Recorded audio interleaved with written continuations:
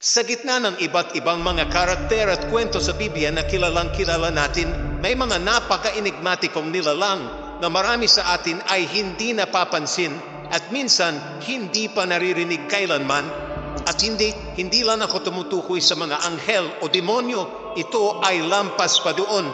Ang mga nilalang na ito madalas nakatago sa pinakamatatalim na mga talata ay may mga mahalagang papel na nagbubunyag ng malalim at tagong mga kahulugang spiritual. Kaya halina't tuklasin natin kung sino ang 5 misteryosong nilalang na ito at alamin kung ano ang nais ipahayag, ituro o ipagbigay alam ng Diyos sa atin sa pamamagitan ng kanilang presensya. At huwag kalimutan magkomento sa ibaba kung aling kwento sa Biblia o pangyayari ang nais mong makita dito sa aming channel at gagawin ko ang aking makakaya upang maipakita ito. Tara na!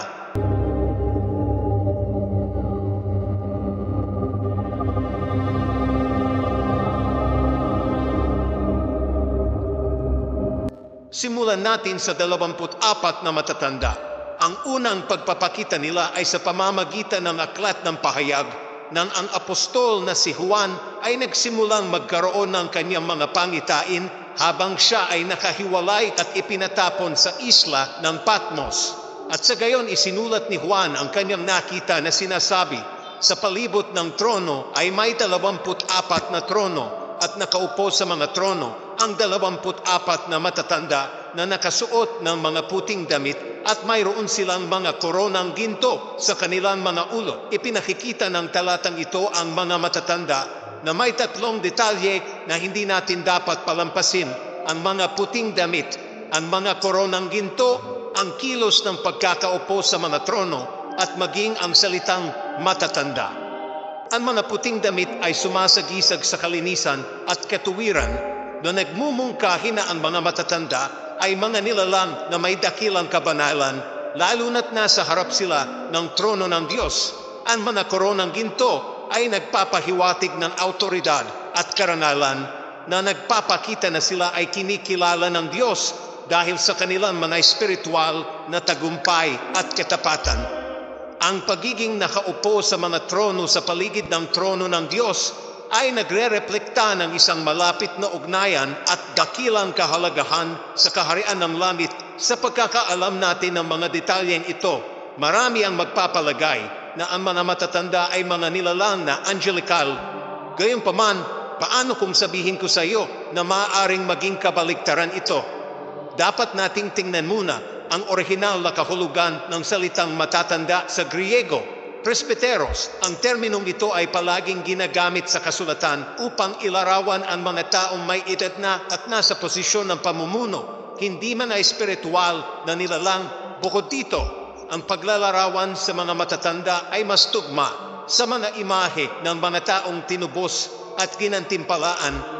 Halimbawa, sa Pahayag Kabanata 3, Talata 5, ipinangako ni Jesus sa simbahan sa Sardis, ang magtagumpay ay taramtan din ng puting damit at sa anumang paraan ay hindi ko buburahin ang kanyang pangalan mula sa aklat ng buhay at ipapahayag ko ang kanyang pangalan sa harap ng aking Ama at sa harap ng kanyang mga anghel.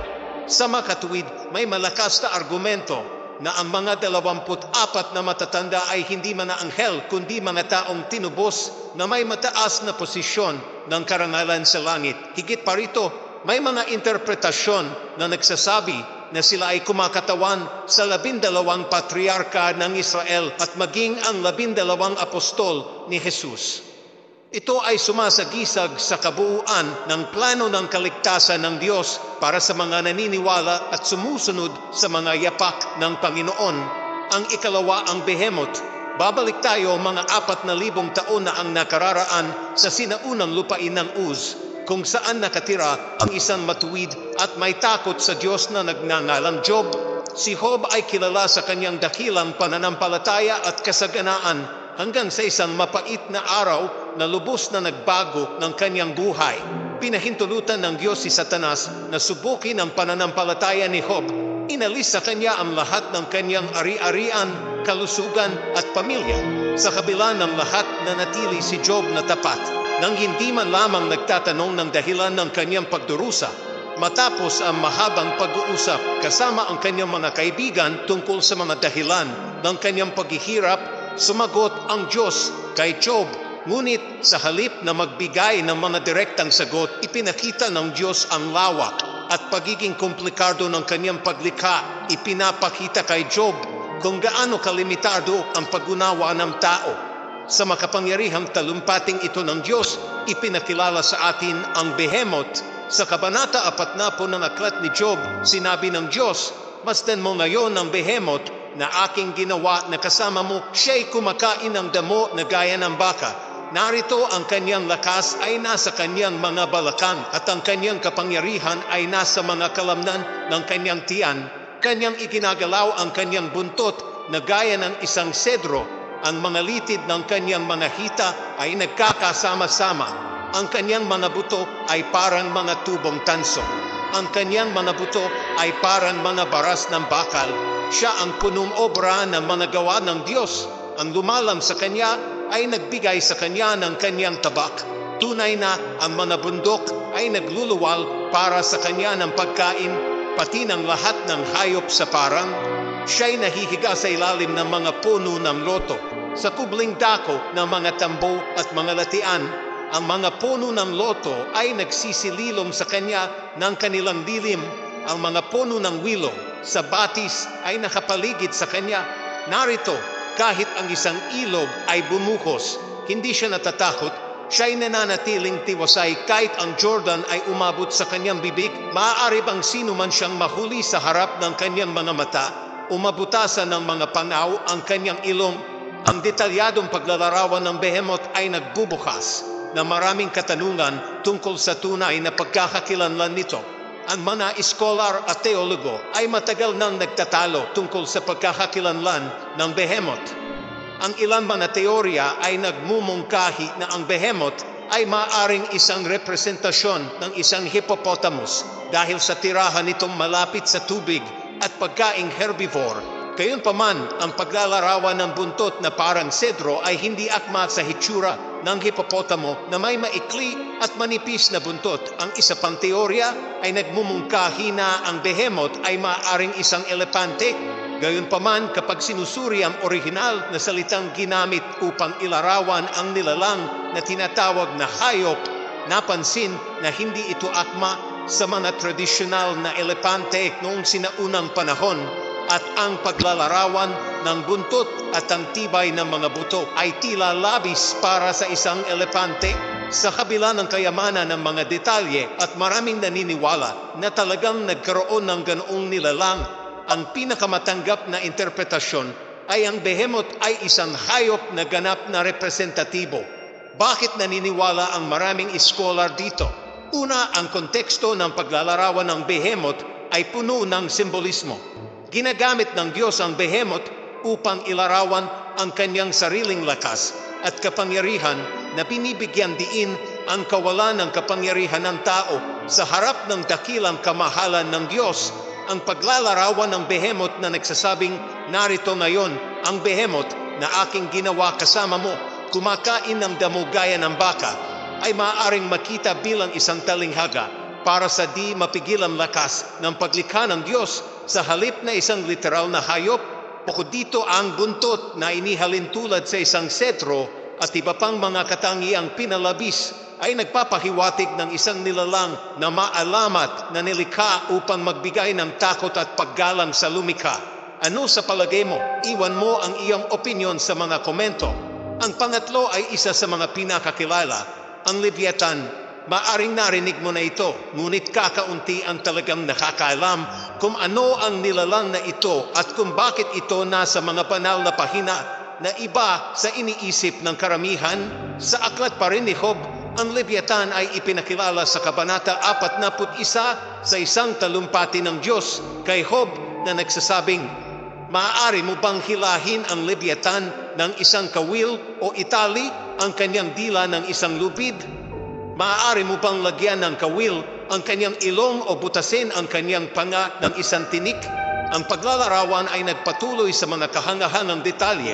Walang sino mang sapat na matapang na gisingin siya.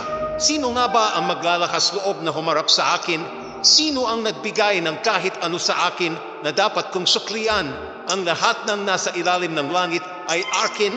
At natapos nating basahin ang paglalarawan ng Diyos na nagsasabing, mula sa kanyang bibig ay lumalabas ang mga sulok. Mga tilamsik ng apoy ay tumatalon mula dito. Mula sa kanyang mga butas ng ilong ay lumalabas ang usok, tulad ng isang palayok na kumukulo o ng mga tambo na nasusunog. Ang kanyang hininga ay nagpapaliyab ng mga uling at mula sa kanyang bibig ay lumalabas ang apoy. Maraming mga interpretasyon ang nagsasabi na ang Leviathan ay isang buwaya o isang higanteng ahas dagat, batay sa ilang pisikal na katangiang inilarawan. Gayunpaman, ang mga partikular at maliwanag na paglalarawan ng apoy at usok ay hindi tumutugma sa anumang kilalang hayop na nagdadala sa atin sa posibilidad na ito ay isang representatibong nilalang. Sa kontekstong biblikal, maaari itong makita bilang personifikasyon ng kasamaan na tanging Diyos lamang ang makakatalo, na binibigyang diin ang kanyang lubos na kapangyarihan sa lahat ng bagay. Ngunit bakit nga ba binanggit ang Leviathan sa Biblia? Unawain na ang presensya ng Leviathan sa aklat ni Job ay hindi upang ipakilala sa atin ang isang nakakatakot at misteryosong nilalang, kundi upang ipakita na kahit sa harap ng mga pinakadimapigil at nakakatakot na puwersa, ang Diyos ay nananatiling supremo at walang kapantay. Ang ikaapat sa ating listahan ay si Melkisedek, isa sa pinakamisteryosong tauhan sa buong kasulatan at ang tanging tao sa ating listahan. Oo, siya na ay isang tao at maaring iniisip mo, paano siya naging mas misteryoso kaysa sa lahat ng mga nilalang na ating nakita? Well, ito ay dahil siya ay tao, ngunit isang tao na napakasimboliko na nagbibigay sa atin ng mas maraming tanong kaysa sagot. Balik tayo sa simula ng sangkatauhan sa aklat ng Genesis. Si Melkisedek ay lumitaw ng bigla, walang anumang tala ng kanyang lahi o kasaysayan. Siya ay ipinakilala bilang hari ng Salem at pari ng kataas-taasang Diyos. Sa Genesis Kabanata 14, talata 18 hanggang 20, mababasa natin, at si Melkisedek, hari ng Salem, ay naglabas ng tinapay at alak. Siya ay pari ng kataas-taasang Diyos at kanyang pinagpala si Abram at sinabi, pagpalain si Abram ng kataas-taasang Diyos, may lalang ng langit at lupa, at pagpalain ang kataas-taasang Diyos na nagbigay ng iyong mga kaaway sa iyong kamay. Ang maikling pagkikitang ito ay puno ng simbolismo at malalim na kahulugan. Si Melkisedek ay nagdala ng tinapay at alak, mga elemento na magiging mahalaga sa huling hapunan ni Jesus. Pinagpala niya si Abram na nagpapahiwatig ng isang mas mataas na espiritual na autoridad at tinanggap ang ikapo mula sa lahat ng nasakop ni Abram na nagdidiin sa kanyang papel bilang pari. Hanggang dito, tila normal ang lahat. Tama? Ngunit ang tunay na misteryo ni Melkisedek ay lumilitaw kapag binabasa natin Hebreo Kabanata 7, talata 1 hanggang 3 na nagsasabing, sapagkat itong si Melkisedek, hari ng Salem, pari ng kataas-taasang Diyos, na lumabas upang salubungin si Abraham sa kanyang pagbabalik mula sa pagpatay sa mga hari at pinagpala siya na siyang binigyan ni Abraham ng ikapo ng lahat. Una, sa pamamagitan ng interpretasyon, hari ng katuwiran at pagkatapos ay hari ng Salem na siyang hari ng kapayapaan, walang ama, walang ina, walang talaan ng lahi, walang pasimula ng mga araw ni wakas ng buhay, ngunit ginawang kahalintulad ng anak ng Diyos, nananatiling pari magpakailanman. At dito nabasa na natin ang lahat ng kailangan nating basahin. Sa makatuwid, si Melkisedek ay ipinakilala bilang isang figura na nagpapakita ng gawaing pagtubos ni Kristo upang maging mas malinaw ang paglalarawan kay Melkisedek bilang isang walang hanggang figura na walang kilalang ugnayang pamilya at may autoridad na lumalampas sa mga konbensyon, ay nagpapakita at naglalarawan ng mesyanikong papel ni Jesus bilang walang hanggang punumpari. Nagpapakilala ng isang bagong uri ng pagkasaserdote na batay hindi sa lahi, kundi sa merito at walang hanggang kabanalan. Ibig sabihin nito, kahit sa panahon ng Genesis ang Diyos ay nagtatanim na ng mga binhi at tanda ng kung ano ang darating sa hinaharap. Si Melkisedek ay nagsisilbing isang pahiwatig, isang uri ng anino o figura ng kung ano ang ganap na maihahayag kay Hesukristo. Bagaman ang mga pangyayari sa Genesis ay malayo sa panahon ni Jesus, ang presensya ni Melkisedek ay nagpapakita na ang Diyos ay tumuturo na sa hinaharap at sa pagtatatag ng isang pagkasaserdote na hindi nakabatay sa lahi ng tao, tulad ng mga Levita, kundi sa isang walang hanggang at perpektum orden. Si Melkisedek sa kanyang pagkasaserdote at pagiging hari ay nagpapakita ng katangian ni Jesus na siya rin ay hari at pari. Kaya ang paglitaw ni Melkisedek sa lumang tipan ay naghahanda ng batayan para sa pag-unawa sa gawa ni Kristo sa bagong tipan. Ginagamit ng Diyos si Melkisedek upang ipakita na ang tunay na pagkasaserdote na makapagdadala ng ganap na katuwiran at kapayapaan ay sa wakas maisa sa katuparan kay Jesus. Ang panglima at huling, ang mga upanin. Isipin natin na kasama tayo ng propetang si Ezekiel sa isa sa mga pinakamadilim na panahon sa kasaysayan ng Israel. Si Ezekiel ay isang pari na ipinatapon sa Babylonia pagkatapos ng pagsakop sa Jerusalem ng mga Babylonyo noong 587 taon bago dumating si Kristo. Ang bayan ng Israel ay dinala bilang bihag at ang pag-asa ay tila malayo. Si Ezekiel ay kabilang sa mga ipinatapon na naninirahan sa tabi ng ilog Kebar, isang mabigat na realidad na puno ng kawalang katiyakan. Sa gitna ng mapanglaw na tagpong ito, nakatanggap si Ezekiel ng sunod-sunod na mga pangitain na nagdadala ng mga mensahe ng paghuhukom, pag-asa at pagpapanumbalik para sa Israel. Sa Ezekiel, Kabanata 1, inilalarawan niya ang isang pangitain na nakita niya sa 5 taon ng pagkakatapon ng haring si Joaquin. Nakita ni Ezekiel ang mga gulong o mga upanin na kaakibat ng mga nilalang na ito. Inilalarawan niya ang pangitain na ito ng may kamanghamanghang detalye. Tumingin ako sa mga nilalang na buhay at naroon may isang gulong sa lupa sa tabi ng bawat isa sa mga nilalang na may 4 na mukha. Ang anyo ng mga gulong at ang kanilang estruktura ay tulad ng kulay ng berilo at ang 4 ay may parehong anyo. Ang kanilang anyo at estruktura ay tulad na parang isang gulong sa loob ng isa pang gulong. Ezekiel Kabanata 1, talata 15 at 16. Ang mga gulong na ito, ang mga opanin, ay inilarawan na may visual na komplikadong nagpapahiwatig ng perpeksyon at misteryo. Sila ay kumikinang tulad ng berilo at may estruktura na parang isang gulong sa loob ng isa pang gulong. Nagpatuloy si Ezekiel, kapag ang mga nilalang na buhay ay lumakad, ang mga gulong ay lumakad sa tabi nila. Kapag ang mga nilalang na buhay ay tumaas mula sa lupa, ang mga gulong ay tumaas din. Saan man nais pumunta ng Espiritu, sila ay pumupunta. At ang mga gulong ay tumaas na kasama nila sapagkat ang Espiritu ng mga nilalang na buhay ay nasa mga gulong. Dito, binibigyan diin ni Ezekiel ang perpektong sinkronya sa pagitan ng mga nilalang na buhay at mga opanin. Ang mga gulong ay sumusunod sa mga nilalang na buhay, kumikilos ayon sa kalooban ng Espiritu na nasa kanila. Ang mga gulong ay hindi kumikilos ng mag-isa. Sila ay isang ekstensyon ng mga nilalang na buhay. Dinadala ang trono ng Diyos na may kaharian. Ang mga opanin ay may isang mas kakaibang anyo pa, na may mga gilid na puno ng mga mata sa paligid. Ang kanilang kakayahang makita ang lahat at maging nasa lahat ng lugar sa parehong oras. Ang mga gulong na may ganitong katangian ay pinalalakas ang ideya ng omnipresensya at pagbabantay ng Diyos. Sa makatuwid, malinaw na ang detalyadong paglalarawan na ito ng mga nilalang na celestial. Ang mga opanin ay sumisimbolo sa patuloy na paggalaw at omnipresensya ng Diyos na sumasalamin sa kanyang pagbabantay at kontrol sa buong sansinukob. Para kay Ezekiel, ang pangitay na mga opanin ay kumakatawan din sa isang tawag sa propesya. Ipinapakita ng Diyos ang kanyang sarili sa kanya sa isang maluwalhati at nakakatakot na paraan. Ipinapakita ang kanyang kamahalan at kapangyarihan. Ito ay nagsilbing pagpapatibay sa misyong propetiko ni Ezekiel binibigyan siya ng autoridad na magsalita sa bayan ng Israel.